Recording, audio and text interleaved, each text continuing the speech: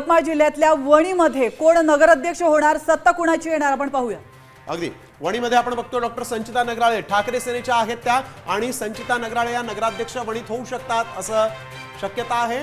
तर सत्ता कुणाची ते देखील आपण बघतोय। वणीमध्ये ठाकरे सेनेची सत्ता येऊ शकते। 15 जागा ठाकरे सेनेला राखण्यात यश मिळू शकतं असं दिसतंय।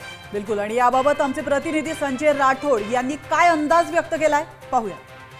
यवतमाळच्या वणी नगर परिषदची निवडणूक ते रंगतदार झाल्याचं चित्र पाहायला मिळालं। वणी नगर परिषदमध्ये प्रमुख पक्षाचे 4 उमेदवार नगराध्यक्षपदाच्या निवडणुकीच्या रिंगणात होते। शिंदे सेनेकडून पाहेल तोडसाम तर शिवसेना ठाकरे गटाकडून संचिता नगराळे आणि राष्ट्रवादी शरद पवार गटाकडून काजल शेख राजगरकर ह्या निवडणुकीच्या नगराध्यक्षपदाच्या रिंगणात होत्या।